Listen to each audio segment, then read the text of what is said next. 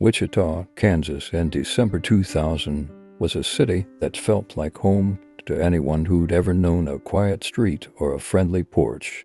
Just over 350,000 people called it. There's a place of church suppers, school basketball games, and Christmas lights blinking on early that year, as if the world had exhaled after Y2K came and went. I've walked streets like these myself in towns where the biggest worry was whether the snow would stick for the kids' sleds. That winter, Wichita was wrapping up for the holidays, families shopping at Town East Square, kids dreaming of Santa, the air crisp with promise. But promises, I've learned, can be fragile things. On December 14th, in a triplex at 12,727 East Birchwood Drive, 5 friends were living one of those promises. Jason Beffert, a science teacher with a laugh that carried, was hosting his crew. Brad Hake, Aaron Sander, Heather Muller, and the woman he loved, known to us only as HG. They were young, barely past their 20s, the kind of people you'd wave to at the grocery store or cheer for at a local game. Jason had a secret that night, a ring tucked away, a question he'd ask HG when the moment was right. They didn't know, as they laughed over takeout or a late-night movie, that the brothers had a secret of their own, a secret that would turn a snowy night into a slaughter and leave only one voice to tell it.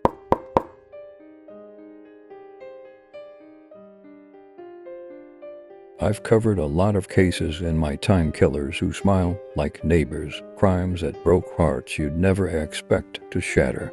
But this one, the Wichita Massacre, as they come to call it, stays with me. Not just for its brutality, though that's there in spades, but for the people it touched, the ones who didn't deserve it, and the one who fought to make sure it wouldn't be forgotten. Reginald and Jonathan Carr weren't names Wichita knew then. They were shadows from Dodge City, a couple of hours west, drifting into town with records longer than their years. They'd started small, that week petty thefts, a carjacking, but by mid-December they were ready for something bigger, something darker. It began a week earlier, on December 8th, with Andrew Schreiber, a baseball coach who thought he'd seen the worst when a gun pressed against his temple. He walked away, shaken but breathing. 3 days later, and Walenta, a cellist whose music had filled Wichita's symphony halls, wasn't so lucky.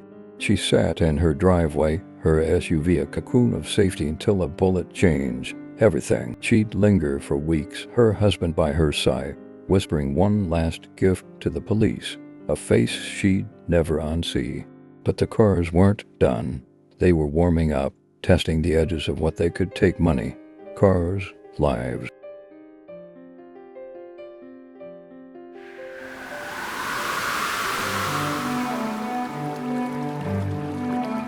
By the 14th, they'd found their stage. That triplex on Birchwood wasn't just a house, it was a home, a place where Jason's students' papers sat graded on the counter, where Heather's preschool crafts waited for Monday, where HG dreamed of a future she'd almost lose. I think about that night a lot, what they talked about, what they laughed over, before the knock came, before Reginald and Jonathan stepped inside, guns in hand, and turned a few hours into a lifetime of hell. They didn't just rob that night.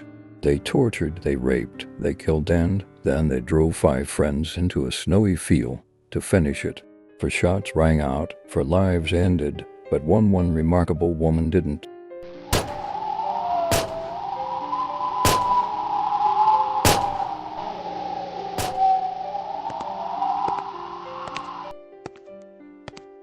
HG was the promise Jason couldn't keep, but she kept one of her own. Naked, bleeding, a bullet lodged near her brain, she walked over a mile through snow and wire to a stranger's door. "I need to tell you my story before I die," she said. She didn't die, she lived. And her story, her voice, brought the Carr brothers down. This is the Wichita Massacre, not just a tale of 2 killers, but of 5 friends who deserve better, and 1 survivor who made sure we'd know their names. I'm Tom, and over the next hour, We'll walk through that week through Andrew's fear, Anne's fight, the night that broke Birchwood, and the justice that followed. Because every crime has a story, and this one, it's one we can't forget.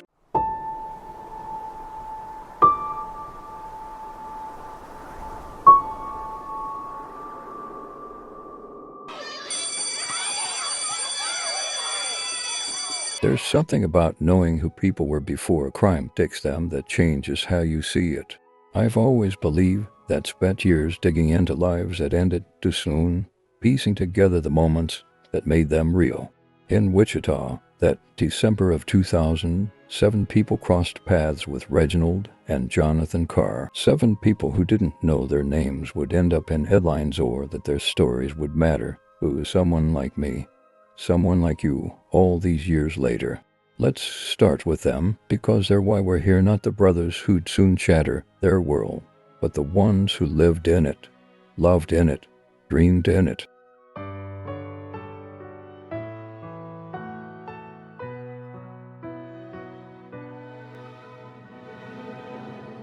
Jason Beffert was 26, the kind of guy who'd linger after school to help a kid with a science project gone wrong. He taught at Augusta High, just east of Wichita biology, mostly, though his real knack was coaching baseball. Parents called him Coach Beffert, said his laugh carried across the field like a promise of spring, even in December. He'd grown up in Wichita, a local boy with sandy hair and a steady way about him. That fall, he'd been ring shopping, nothing fancy, just right for HG, the woman he'd met through friends a couple years back. She was his match, quietly funny, fiercely kind, and he'd told his mom, Linda, he'd proposed by Christmas. "Cheese it, Mom," he'd said, grinning over Thanksgiving leftovers. That ring sat in his pocket on December 14th, waiting for the perfect night.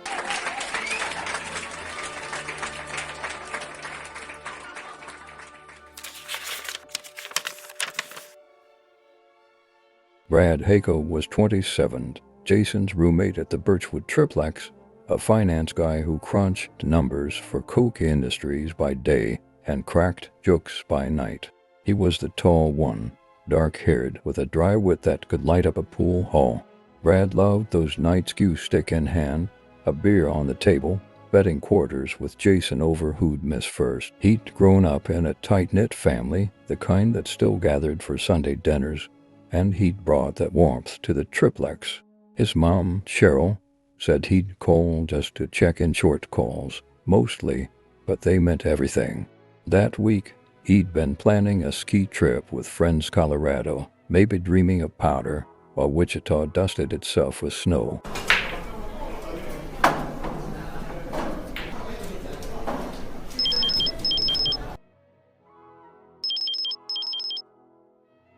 Aaron Sander was 29, the newcomer to the group, crashing at the triplex that night.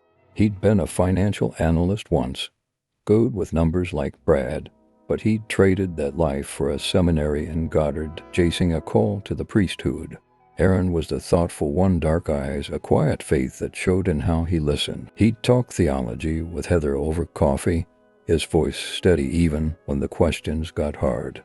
His parents, Tom and Judy, said he'd found peace in that choice, left a high-rise office for a small chapel, a Bible replacing spreadsheets. That night he was just one of the gang, there to unwind with friends he trusted.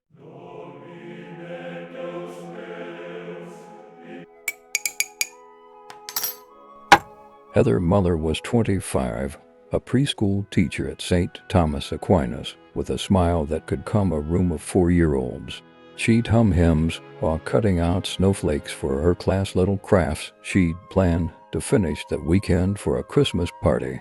Heather had a gentleness about her, blonde hair framing a face her kids adored, and she'd told her sister, Rachel, she might become a noon someday. Not yet, she'd laughed, but it's there, you know. She'd grown up in Wichita, too, her family close enough to drop by with leftovers, and she brought that coziness to Jason's place. December 14th was just another night, to her a chance to relax before the holiday rush. And then there's HG to 25, a school teacher too. Second grade at McCollum Elementary. Her name's a shield, kept private for reasons we'll get to. But her spirit, that's wide open. She was Jason's match, dark hair, bright eyes, a laugh that snuck up on you.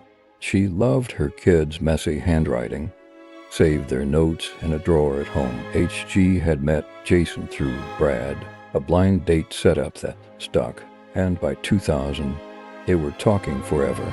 She told her mom, Susan, about the triplex, how it felt like a second home, how Jason made it that way. That night, she was there, part of the circle, not knowing she'd be the one to carry their story out. Before them, there was Andrew Schreiber, 23, an assistant baseball coach at Wichita State. He was younger, wiry, with a coach's whistle he'd blow just to make his players grin. Andrew lived for the diamond practices, late-night stats, a life on the rise. He'd been out that December 8th, grabbing a soda at Coom and Go, when the Carrs found him, and in Walenta 55, a cellist who played with the Wichita Symphony for years. She was elegant, her gray hair swept back, her music a gift to anyone who'd listen, and was a librarian too. Loved her quiet evenings with her husband, Don, in their East Side home. On December 11th, she'd pulled into her driveway, her SUV still humming, when a stranger approached.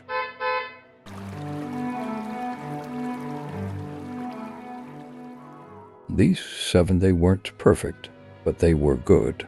Jason grading papers, Brad lining up a shot, Aaron pondering faith, Heather cutting snowflakes, HG reading stories, Andrew coaching and playing. They were Wichita's heartbeat, ordinary, in the best way, the way that makes a town feel like home. I think about them a lot, how their lives crossed that week, how they didn't know what was coming. Reginald and Jonathan Carr were out there, moving closer, their shadows growing longer. But for a moment, let's hold on to these people, these lives, because they're why this story hurts and why it matters.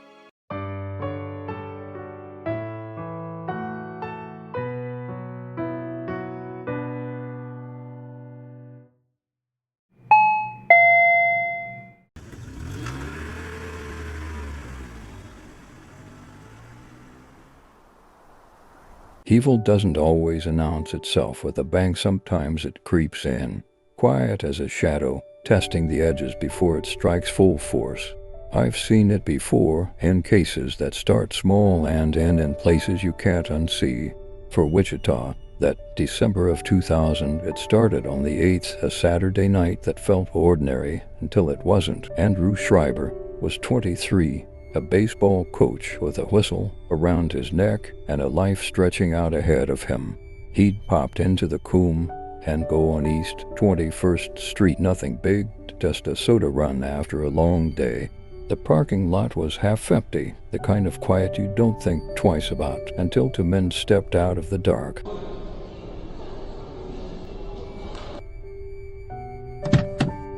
Andrew didn't see them coming. Reginald and Jonathan Carr, brothers with eyes that didn't match their words. They'd been in Wichita a while by then, drifting from Dodge City with rap sheets that read like a warning no one heeded. That night, they had a gun, a Lorson L380, cheap but deadly, and a plan. Get in, one of them said, the barrel cold against Andrew's temple. He did. They drove him, heart pounding, to a Times across town, 3 stops. $800 drained from his account, his hands shaking on the wheel. I can imagine him there, the coach who'd faced down line drives, now staring at a gun instead. They took him to a field off Hydraulic Avenue, shot out his tires, and left him alive, but not the same.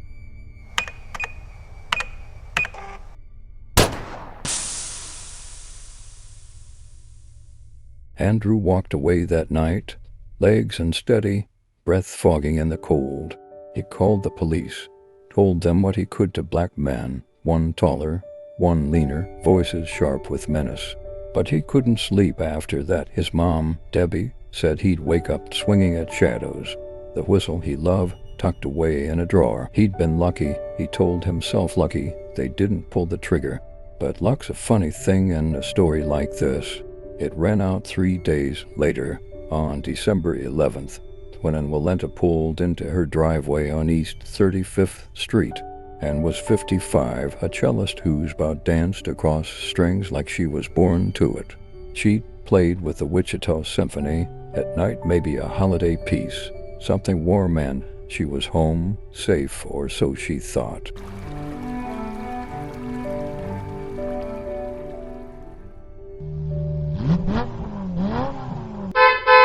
And was a librarian too, the kind who'd slip a kid an extra book with a smile.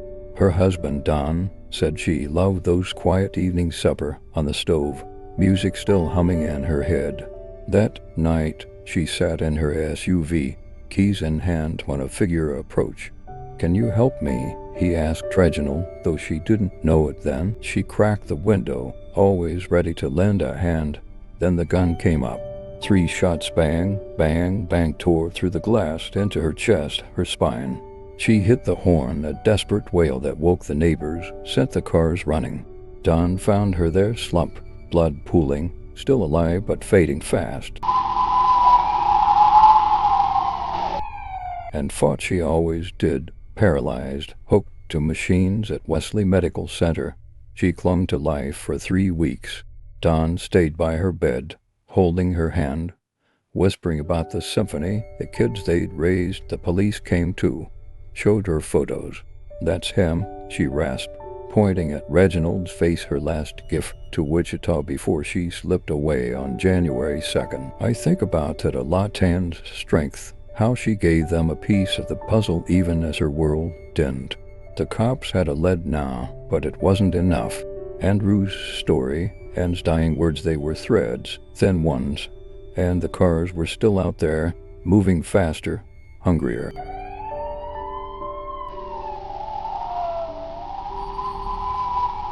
Wichita didn't know it yet, but those nights were a warning, a warm-up for something worse. Andrew went back to coaching, though his players said he flinched at loud noises now. Anne's cello sat silent, her symphony friends playing a requiem in her name. The police chased shadows, carjacking here, a shooting there, but the pieces didn't fit, not yet. Reginald and Jonathan weren't done. They tasted fear, blood, control, and it wasn't enough. 3 days after Anne, they'd find a new target, a house on Birchwood Drive, a group of friends who'd never see them coming. That's where this story turns, where the shadows stop creeping and start running, and where 5 lives would hang on a thread, one that wouldn't break.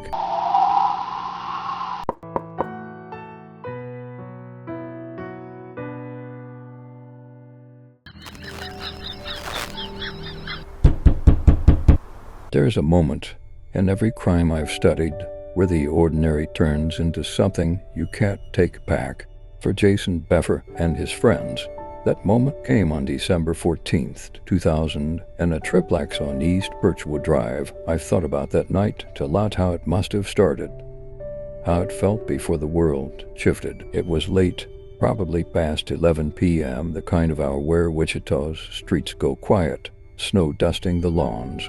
Inside, 5 friends were winding down. Jason, Brad, Aaron, Heather, and H.G. maybe watching a movie, pizza boxes stacked on the counter, the glow of a Christmas tree in the corner.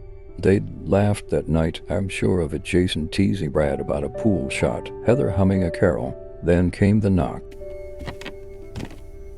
Reginald and Jonathan Carr didn't wait for an answer. They pushed in, some say through an unlocked door, others a window, but it doesn't matter. They had guns, Reginald with that Lorson L380, Jonathan with a second pistol, and golf clubs from Jason's bag, a cruel twist of something familiar. "Get down," one of them barked, and the room froze. 5 friends, caught mid-breath, stared at 2 strangers who didn't belong. I can picture Jason stepping forward. He was that kind, maybe saying, "Take what you want, just go." But the Carrs didn't want easy. They wanted everything. A sharp, "Get down!" It started fast, the men first, Brad, tall and steady, took a club to the skull, a crack that set him reeling. Aaron, the quiet one, tried to shield his head, but the blows kept coming, thud, thud, thud, until he crumpled. Jason fought back, eyed dead on it, coach's instincts, protecting his own, but a gun barrel to his temple stopped him cold. They tied the men's hands, ducked tape from Jason's toolbox, and shoved them into a closet off the hall. Heather and H.G. stood there, hearts racing, as Reginald turned to them. "Strip," he said, his voice flat, like he'd said it before. They did, shaking, praying, clothes piling on the floor, the December chill biting bare skin.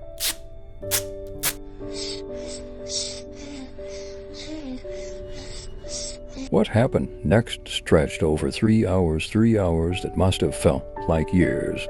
The Carrs split them up, Heather and H.G. in the living room, the men locked away. They raped the women first, Reginald on Heather, Jonathan on H.G. No rush, no mercy. I hate telling this part, but it's the truth. They forced them to watch each other, to endure it twice over. Heather, who'd hummed to her preschoolers, went silent, her faith somewhere far off. H.G., Jason's love, memorized their faces, every smirk, every laugh, knowing she needed if she got out. They didn't stop there. They made the group violate each other, acts I won't name, but you can imagine the shame, the terror, as friends became pawns in a game they didn't choose.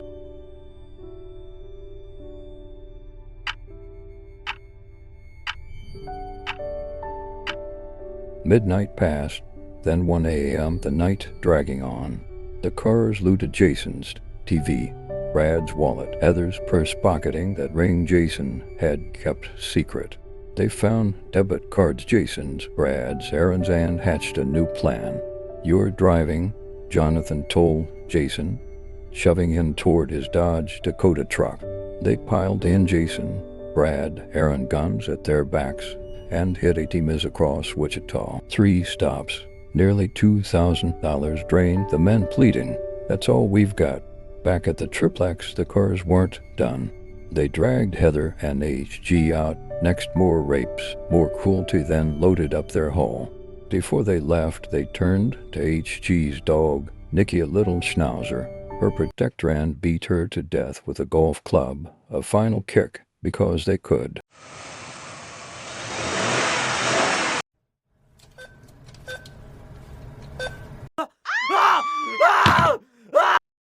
By 2 a.m., the Carrs had what they came for: money, power, pain, but they wanted no witnesses. "Get in," Reginald ordered, and all 5 climbed into the truck, Jason driving. The others packed tight, bearskin against cold leather. They headed east, past sleeping neighborhoods, to a soccer field off 29th Street North and Greenwich Road. Snow crunch under the tires, the field empty, a blank slate for what came next. "Kneel," Jonathan said, and they did, 5 friends, side by side, breath fogging in the dark. The Carrs stood behind them, guns raised for shots. Bang, bang, bang, bang, for heads snapped back. Jason, Brad, Aaron, Heather gone in seconds, blood staining the snow red. H.G. felt the 5th shot, a graze off her hair clip, and fell, playing dead as the truck roared to life.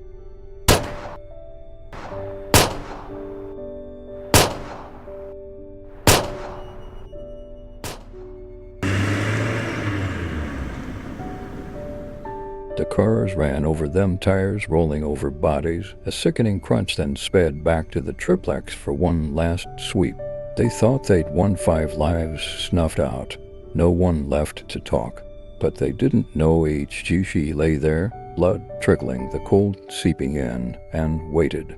Waited until the taillights vanished, until the wind was all she heard. Then she moved because she had to, because Jason's ring, Heather's hymns, Brad's laugh, Aaron's faith deserved more than a snowy grave. I've seen courage in my years, but what she did next, that's where this story turns from nightmare to something else entirely.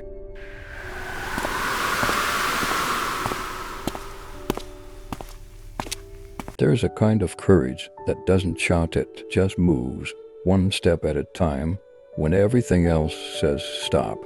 I've seen it in survivors over the years, People who shouldn't have made it but did, carrying stories no one else could tell. On that snowy soccer field off 29th Street North, just past 2 a.m. on December 15th, 2000, HG found that courage. She'd heard the shots for clean cracks that took Jason, Brad, Heron, and Heather, and felt the fifth, a bullet that grazed her skull, deflected by a hair clip she didn't even know had saved her. She'd fallen with them, blood trickling into the snow, the Carr brothers' truck roaring over her body, over all of them before it sped away. They thought she was gone. They were wrong.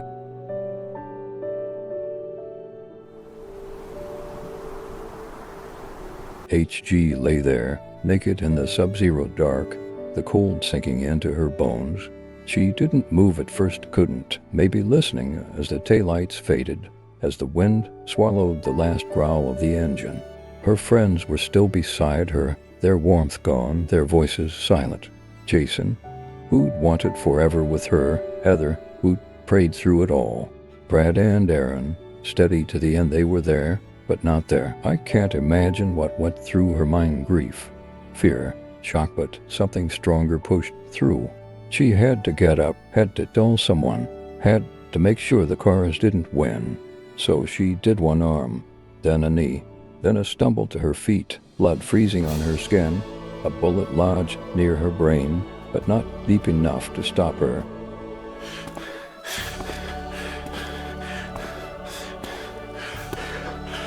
It was over a mile, more than a mile, from that field to the nearest house, a stretch of snow and barbed wire between her and help. HG walked it naked, shivering, her bare feet sinking into drifts, her hands clutching nothing but air.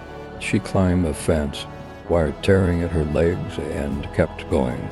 I think about that walk a lot, how each step must have hurt, how the cold must have clawed at her, how she didn't know if she'd make it. But she saw a light 1 to North 127th Street East, a house she'd never been to, a couple she'd never met. She knocked, weak but firm, and when they opened the door, Steve and Linda Johnson. Woken from sleep, she stood there, a ghost in the frost. "I need to tell you my story before I die," she said, her voice raw but steady. She didn't die, she saved herself and more.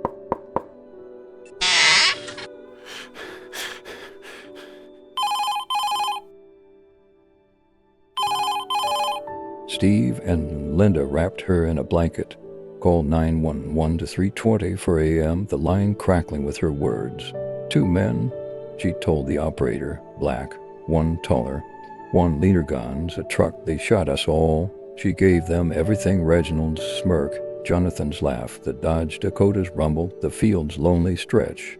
Paramedics came fast, found her fading, but fighting shock, hypothermia, that bullet still there, and rushed her to Via Christi Hospital. By dawn, her story was on every radio, every TV. Wichita waking to a nightmare they couldn't unhear.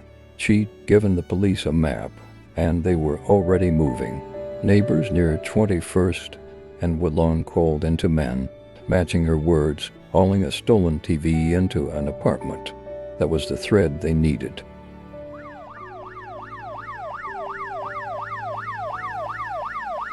Suspects in custody. By afternoon on the 15th, it was over. Reginald and Jonathan Carr, cuffed and silent, pulled from that apartment. The police found Jason's TV, Heather's purse, Brad's wallet, and in Jonathan's pocket. That ring Jason had meant for HG, it was still in its box, a promise he'd never keep. Andrew Schreiber came forward. "That's them," he said, his voice shaking, tying the carjacking to the massacre and Walenta's dying ID. Reginald's face locked it tight. DNA from the triplex, ballistics from the field, the truck's tire marks, it piled up fast, a case that didn't need guessing. The Carrs tried to point fingers, Reginald blaming Jonathan, Jonathan blaming Reginald, but HG's words drowned them out. She'd seen it all, lived it all, and they couldn't talk their way past her. I've known survivors who break a case wide open, women like HG who turn pain into power. She didn't just save herself that night, she saved Wichita from wondering, from waiting for the cars to strike again. The police chief, Norman Williams, called her a miracle, said her walk through the snow was the difference between justice and chaos. She was in the hospital then, tubes and bandages hiding the strength underneath, but her voice was out there, echoing. Reginald and Jonathan sat in cells, their spree down, their shadows shrinking. They didn't know it on that field, but they'd left one thread and cut one woman who'd make sure Jason, Brad, Aaron, and Heather weren't just names on a list. That's what we'll carry into the courtroom next: her courage, their story, and the fight to make it right.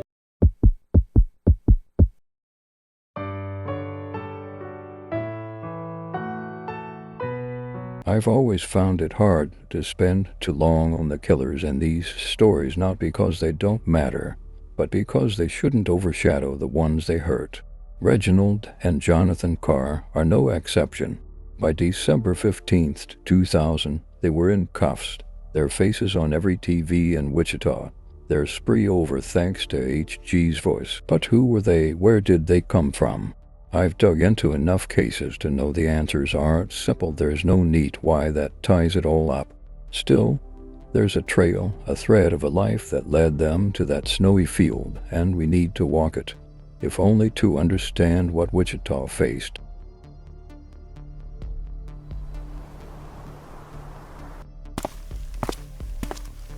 Reginald Carr was 23 that winter, born November 14, 1977, in Dodge City, a tough little town 2 hours west of Wichita, all flat lands and cattle yards.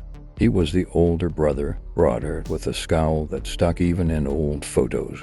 People who knew him growing up, neighbors, a teacher or two, said he was quiet but angry, the kind of kid who'd shove back harder than he was pushed. His rap sheet started early: shoplifting at 14, a fist fight at 16 that sent a boy to the by 18. He'd done time juvenile stints for theft, assault, nothing big enough to lock him away long. His mom was gone from the picture early. His dad, a trucker, wasn't around much. Reginald raised himself, mostly, and Jonathan tagged along. Jonathan Carr was 20, born March 30, 1980, leaner than his brother, with a sharp jaw and eyes that darted.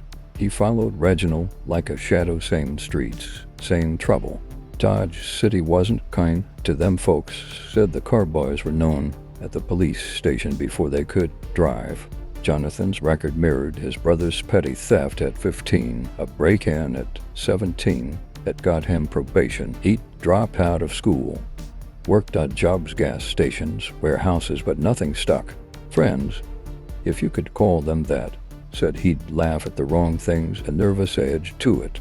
Together, Reginald and Jonathan were a pair. Reginald led, Jonathan echoed to halves of a storm that brewed quiet but hit hard. They'd landed in Wichita sometime that fall, late 2000, crashing with a cousin near 21st and Woodlawn. Why they left Dodge City, no one sure. Maybe the heat from old crimes, maybe just restless feet. They brought their habits with them: small scores, quick fights, and a gun. That Lorson L380 they'd flash like a badge.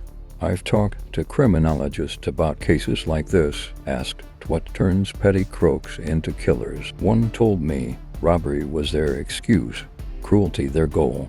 There's no deep why here, no abuse that explains it, no manifesto. They liked the power, the fear in Andrew Schreiber's eyes, the cash from his account, and Walenta's shooting, a step up, testing the gun's weight. By December 14th, they were ready for more, ready for Birchwood.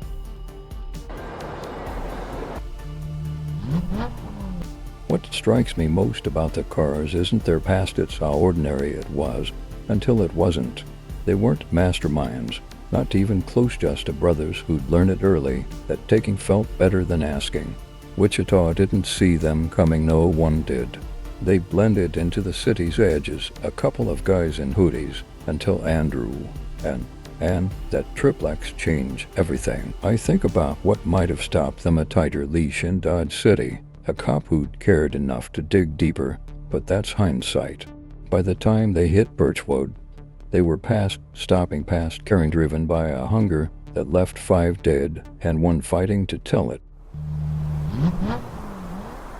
Now they were caught. Reginald slouched, Jonathan glaring, their excuses then as the December air. HG's words had trapped them, and the evidence, Jason's ring, the TV, the gun piled up fast. They'd face a courtroom soon, a reckoning they couldn't outrun, but knowing who they were, it doesn't soften what they did. It just reminds us evil doesn't need a reason to walk in, it just needs a door. And on December 14th, they found one wide open until HG shut it for good.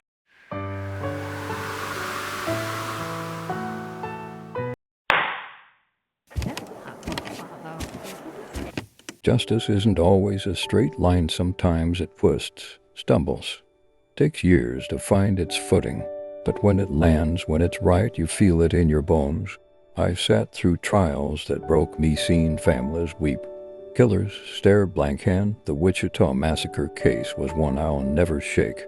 By October 2002, nearly 2 years after that snowy night, Reginald and Jonathan Carr faced a courtroom in Sedgwick County. 113 counts, capital murder, rape, kidnapping, robbery stacked against them like a wall they couldn't climb. HG had walked through snow to get them here. Now she'd walk through memory to finish it. This was her moment, and Wichita's, to see if justice could heal what the Carrs had torn apart.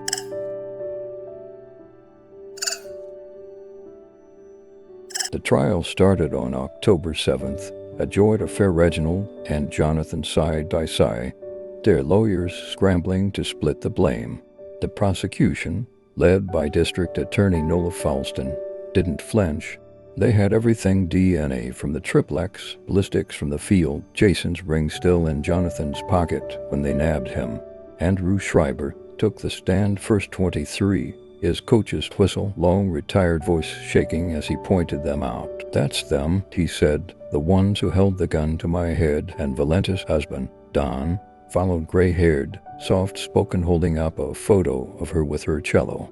"She picked Reginald out," he told the jury, "gave us that before she left." Every word built the case, but it was HG. They waited for the one who'd seen it all. "I swear to tell the truth." HG stepped up on October 15th, 25 now, her dark hair pulled back, her eyes fixed somewhere past the room. I can picture her there, small but unyielding, the teacher who'd walked a mile naked to live. She didn't falter. They came in with guns. She started, her voice a lifeline to that night. "Reginald raped me first, Jonathan, after they made us watch each other, made us hurt each other." She told it all, the golf clubs cracking skulls, the team is the field, the shots, every detail she carried through that snow. "I saw their faces," she said, pointing at Reginald, then Jonathan. "I'll never forget their faces." The courtroom went still, jurors, families, even the judge, Paul Clark, holding their breath as her words sank in.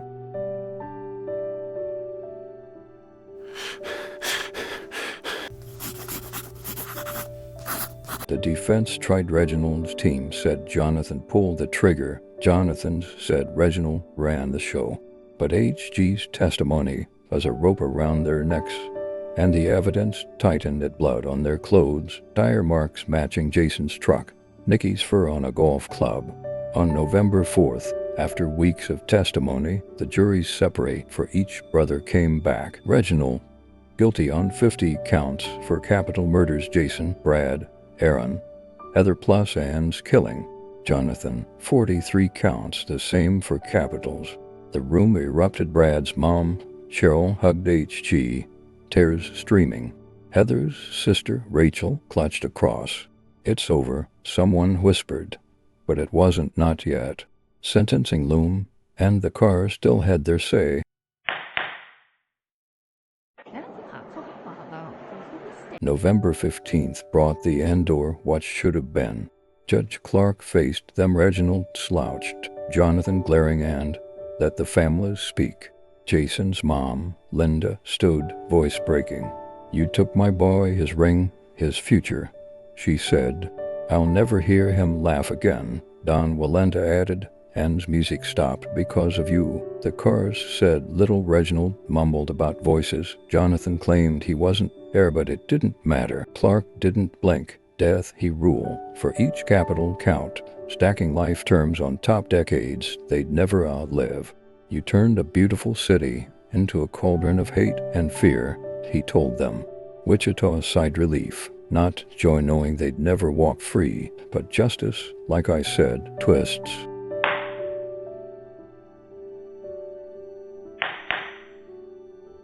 The appeals started fast. 2004. Kansas struck down its death penalty, commuting their sentences to life. Families raged. HG stayed silent. By 2006, the U.S. Supreme Court brought death back. Hope flickered.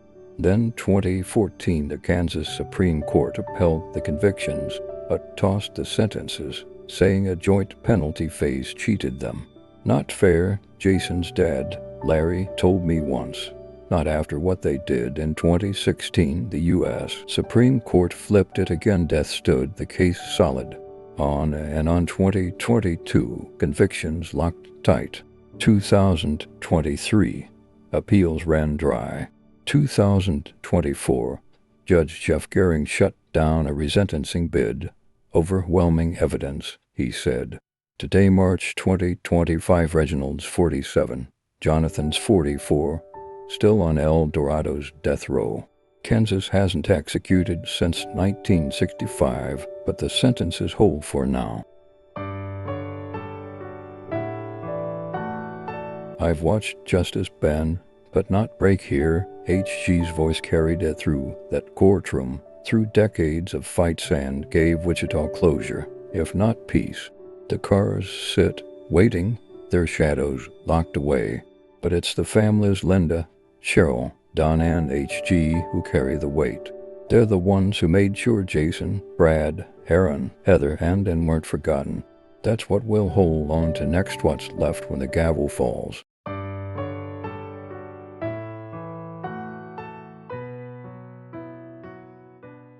Every story like this leaves something behind. Scars on a city, echoes in the people who lived it.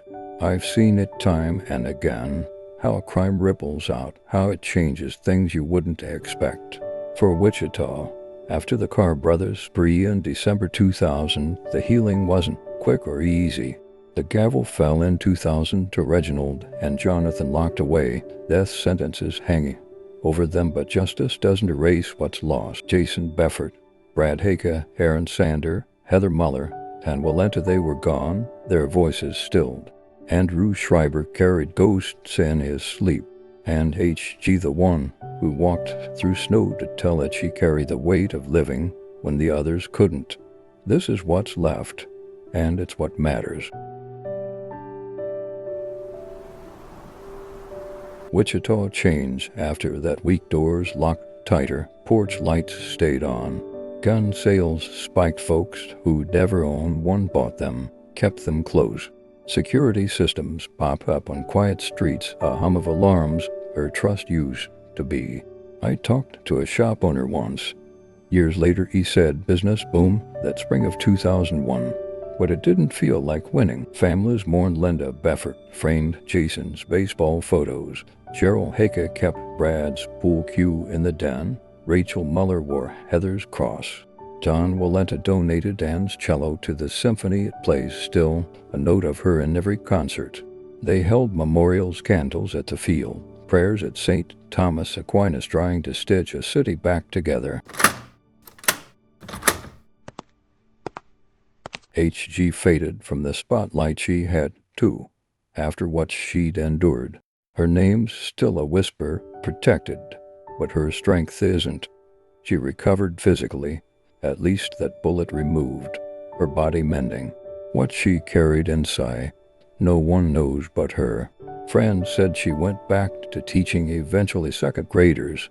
Their messy notes a quiet bomb. She didn't talk about it much. Didn't need to. Her walk that night said everything. I think about her often, how she gave Jason, Brad, Aaron, and Heather a voice when theirs were taken. How she gave Wichita a chance to breathe again, even if the air felt colder. Reginald and Jonathan sit on death row today. 47 and 44. El Dorado's walls their world. The appeals drag. 2024's denial does the latest, but Kansas hasn't executed since 1965. So they wait, shadows shrinking smaller every year. The families don't care much about that. They got their justice in 2002. In H.G.'s words, in the guilty verdicts, what they miss can't come back. I've learned that's the real aftermath, not the headlines, not the sentences, but the empty chairs, the quiet nights. Yet there's something else here, courage that didn't break, a city that didn't fold. Evil came to Wichita, but it didn't win. H.G. made sure of that, and so did the ones who loved those 5.